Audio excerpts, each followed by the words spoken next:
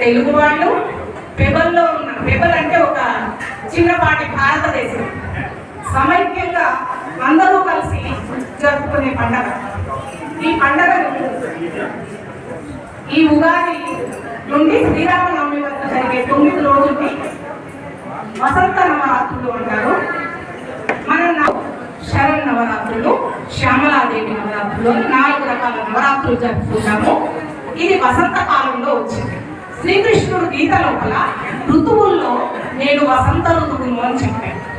తర్వాత విశ్వ సందర్శన యోగం లోపల నేను కాలాన్ని అని చెప్పాను. ఉగాది అంటే కాలాన్ని ఆరాధించే పండగ, కాల పురుషుణ్ణి ఆరాధించే పండగ. ఇంకా సేపటికి మనం పంచాంగ శ్రవణం చెప్పుకుంటాం. అంటే మన గత వర్తమానాన్ని, మన భవిష్యత్తును గురించి చెప్పుకుంటాం. ప్రపంచం గురించి, గ్రహ గమనాల గురించి, నక్షత్రాల గురించి, దేశ కాల పరిస్థితుల గురించి, అది ఎట్లా ఉండబోతుందో ఊహించి చెప్తాం. తర్వాత ఈ శ్రీరామనవమి ఉత్సవాలలో 9 రోజుల పాటు జరిగే ఈ ఉత్సవాల లోపల ఈ 9 రోజులు ఈ కాలంలోనే కాదు, చాలా కాలంగా వస్తున్నాయి.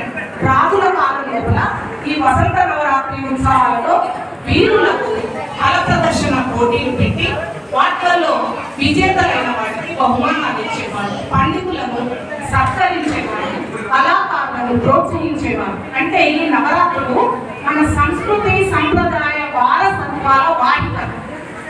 మన సంస్కృతి సంప్రదాయాన్ని పొడిగించుకునే అవకాశాలు, తర్వాత మన లోపల ఎవరెవరు ఏ కళలో నిష్ణాతులు, ఏ విద్యలలో పారంగతులో తెలుసుకోవడం, వాళ్ళని సన్మానించుకోవడం ద్వారా ముందు వాళ్ళు కూడా అవుతూ ఉన్నారు. వీళ్ళకి సంబంధించిన అంశాలు ఆ రామాయణం లోపల ఉన్న జీవన విధానాల గురించి, రామాయణం భారతదేశ సమాజం ఎట్లా ఉంది, కుటుంబం ఎట్లా ఉంది, ఒక రకంగా చెప్పాలంటే రామాయణం ఒక వ్యక్తిత్వ వికాస గ్రంథం. విలువల్ని వారసత్వ పరంగా ఏ రకంగా మనం ప్రవహింప చేసుకోవాలి, మన లోపల ఇమిడించుకోవాలి అనేది చెప్తుంది. రామాయణం లోపల మనం ఇక్కడ శ్రీరామ నవరాత్రి ఉత్సవాల లోపల శ్రీరాముడు తన తల్లి గర్భంలో ఉన్న 9 రోజులని గుర్తు చేస్తారు. ఆఖరి రోజున శ్రీరాముడి కళ్యాణంతో ముగుస్తుంది. ఈ కళ్యాణంలో ఇక్కడ ఉన్న పెద్దవాసులందరూ పాల్గొంటారులాగా పెంచాలి. భక్తి అంటే అర్చించడం, పూజించడం, ఈ అంగరంగ వైభవంగా చేసుకోవడం కాదు. దాంట్లో ఏమైతే చెప్పబడిందో ఆ అంశాలని మన జీవితం లోపల ప్రవహింప చేసుకోవడం, ఆచరించండి. ఆచరించండి, ఆచరించండి, చాలా మార్పులు వస్తాయి. పిల్లలు ఇప్పుడు యువతను నేర్చుకోవాలి. శ్రీరాముడు నుండి ఏం నేర్చుకోవాలి? దేవుడు అనగానే దేవుడు ఒక్కడే కాదు, ఆ దేవుడి లక్షణాలు పులికి పుచ్చుకుంటే ఇప్పుడు కూడా మనం శ్రీరాముడి కాలంలోకి పోవచ్చు.